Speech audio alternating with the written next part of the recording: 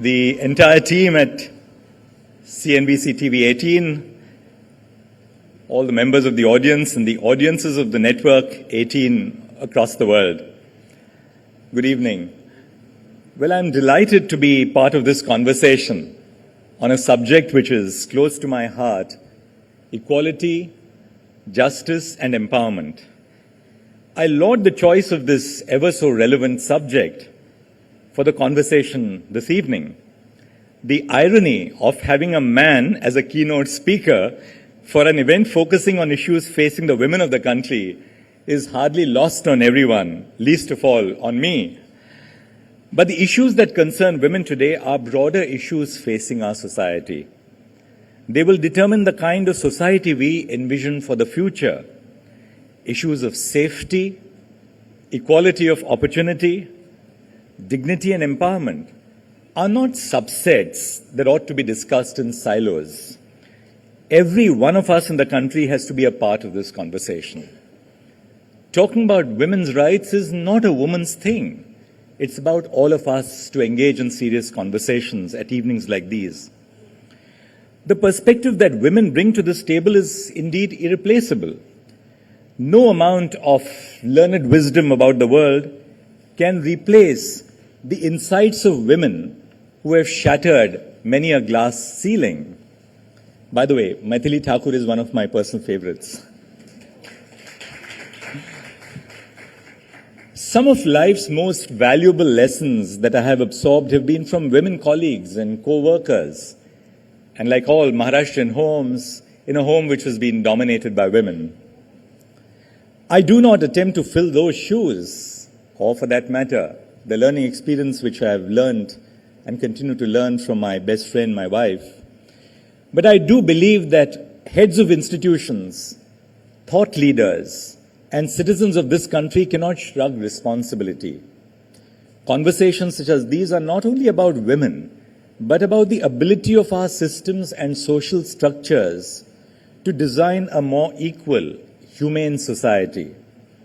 Equal participation of women in governance, policy, and leadership roles is positively linked to better development outcomes. When we either create or fail to address barriers in the path of women, we are jeopardizing our quest for a better society. Indifference is no longer an option. Before we adopted the Constitution of India, the Indian Women's Charter of Rights was drafted by Hansa Mehta. She was an activist, a diplomat, and a member of the Constituent Assembly, the body tasked with framing the Constitution. Hansa Mehta was a feminist who famously argued that references to men could not be used as a synonym for humanity. Article 1 of the Universal Declaration of Human Rights now states that all human beings are born free and equal, rather than all men are born free and equal. Earlier this year, on the International Day for Women in Diplomacy, the President of the United Nations General Assembly, Dennis Francis, wondered whether the Universal Declaration of Human Rights would be truly universal, but for Hansa Mehta's insistence on this replacement of terminology. Mehta's 1946 Charter was a prescient document.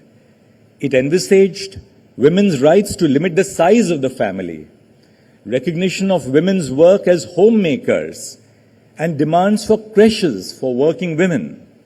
Several decades ago, my mother took me to a Marathi stage performance titled "Ai Retire Hote." The mother retires from life, and she would always threaten me, "Ai retire hona rahe."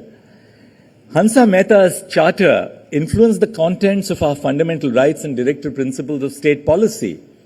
Some of its articles were truly ahead of their time and would become a part of the women's movement worldwide, much after Mehta articulated them.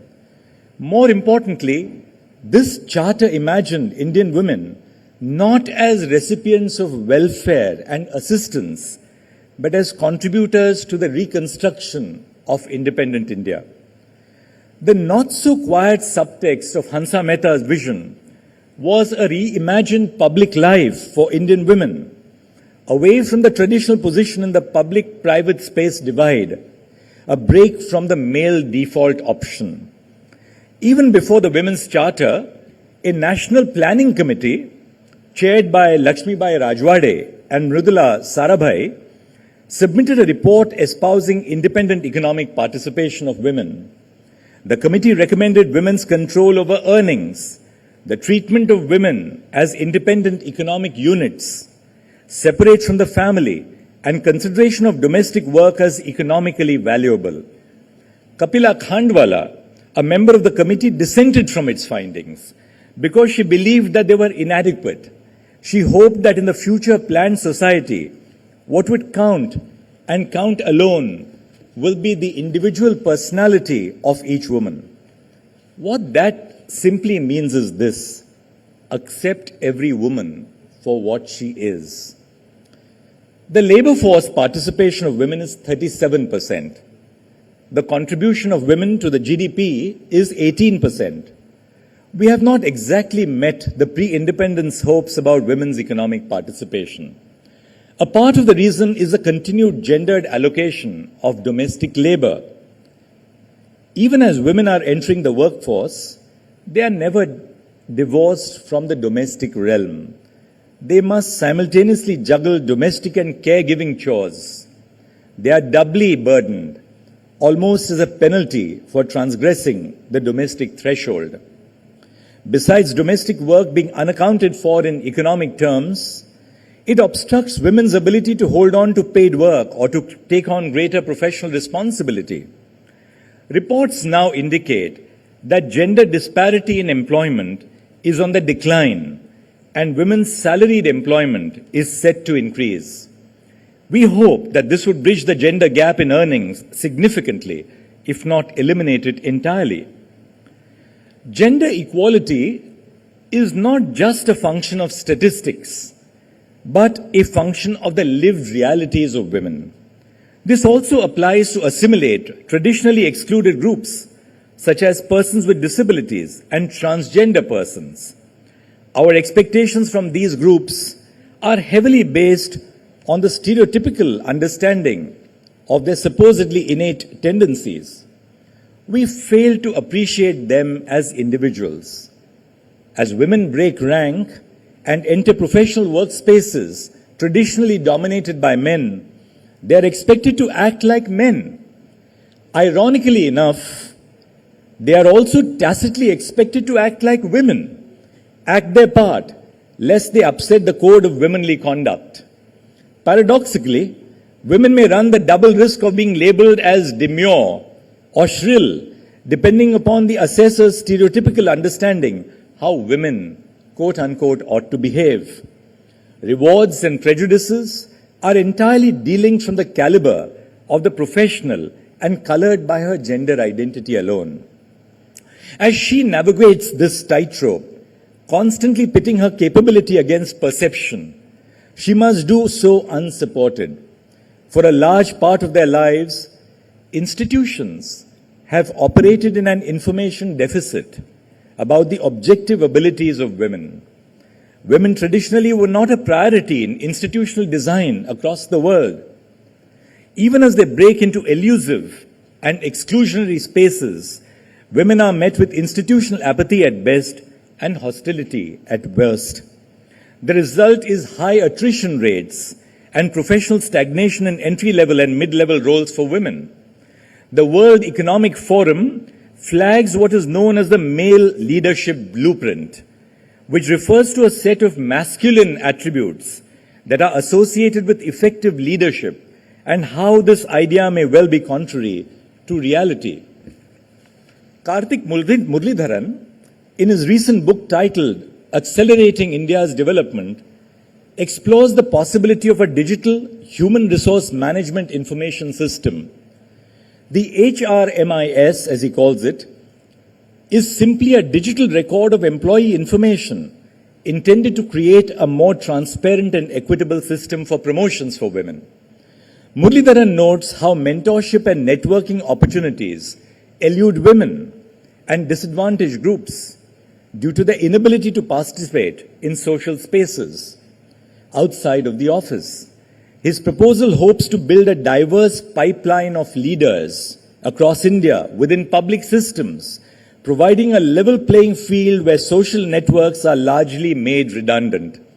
The key question is, how do we provide women a level playing field? Our experience with the district judiciary is unique and resonates with similar objectives and network agnostic mechanisms. Our district judiciary is recruited through a three-step examination process which resembles the format for entry into the civil service. We have seen an increasing intake of women civil judges through these exams in recent years. 58% of the total candidates in Rajasthan in 2023, 66% of the appointments in Delhi in 2023, 54% of the appointments in Uttar Pradesh in 2022, and 72% of the total number of judicial officers appointed in Kerala are women. What this tells us is that once you liberate women from the network of patriarchal social attitudes and provide to them a level playing field on the basis of equality of opportunity, they not only compete shoulder to shoulder with other segments of society, but are far ahead of the curve. But unfortunately, even a measurable show of skill does not guard against the erasure of women's achievements in areas beyond this normative framework. In 2013, Andy Murray, the British tennis player, was congratulated for ending the 77-year-long wait to clinch a Wimbledon title. Well, Virginia Wade, a female British player, had won Wimbledon as far back as in 1977, but nobody thought of her. He was simply congratulated for being the first to win 2 Olympic tennis gold medals. What they lost in the bargain was that both Venus and Serena Williams had won 4 Olympic gold medals each. This is what Carolyn Perez terms as a male default, a phenomenon which treats the public domain as a male preservation and disparages, discards, and erases women's experiences to the contrary. The male default underlines gender data gaps in government planning, which in turn results in normative, male-centric policies which would harm women. Perez argues that the exclusion of women is justified by glorifying simplicity, from architecture to policy to medical research. The idea that simpler policies are better policies per se, Perez claims, is distortive.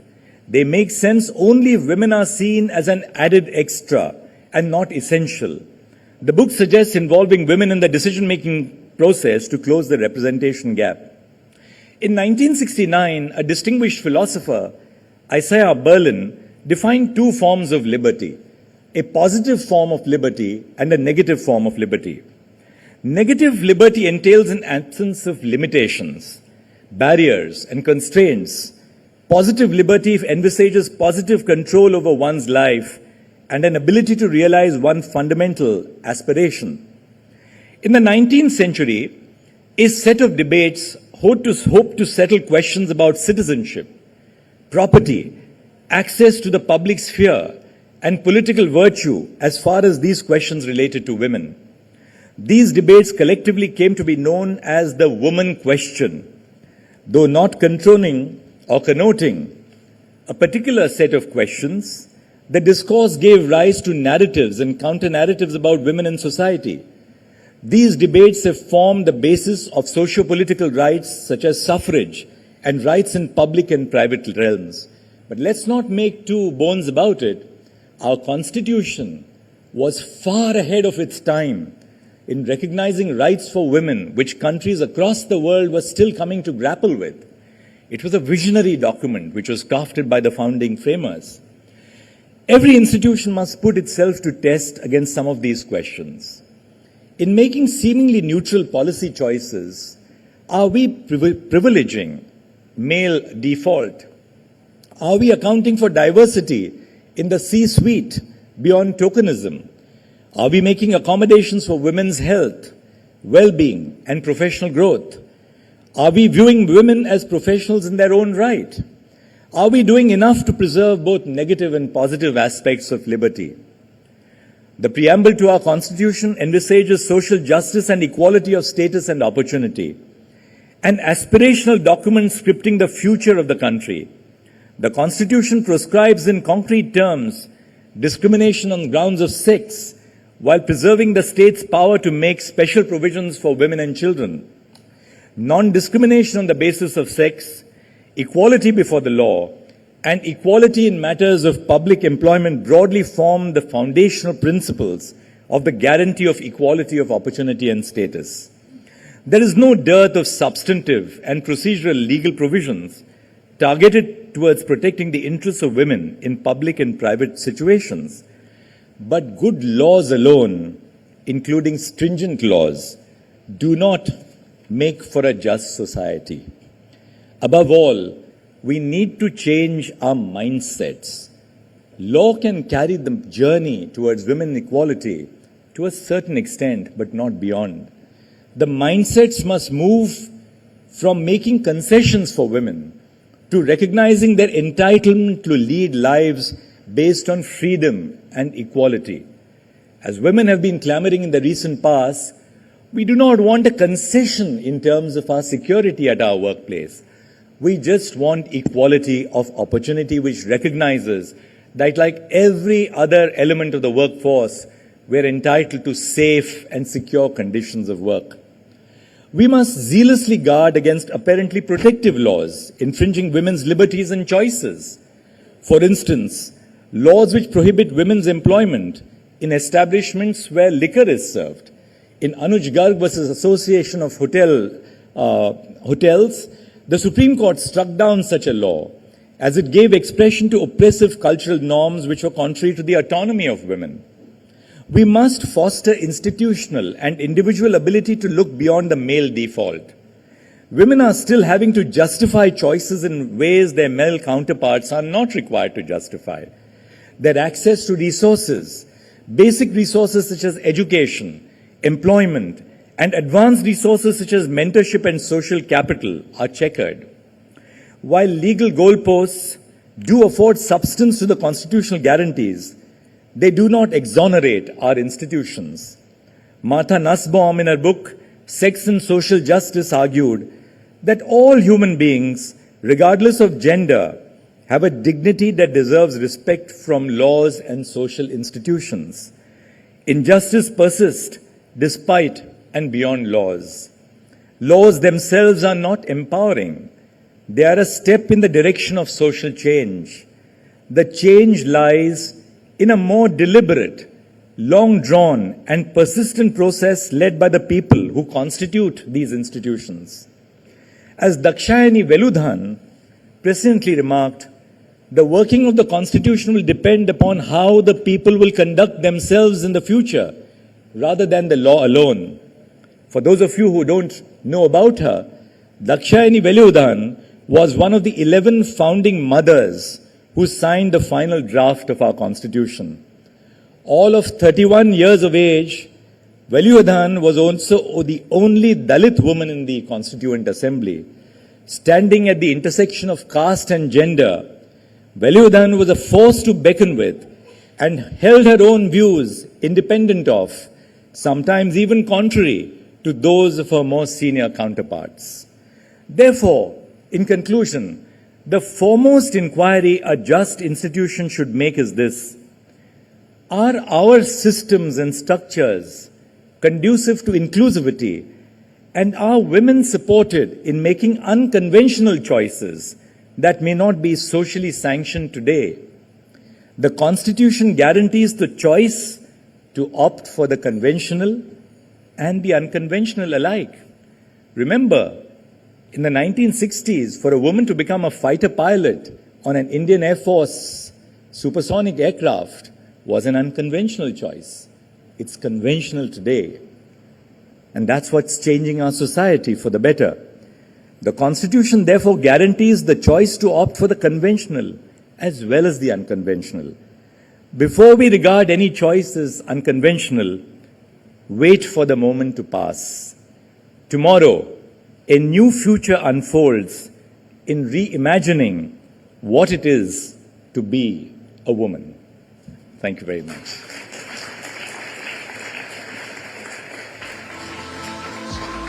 Thank you, Justice Chandrachud, for your words.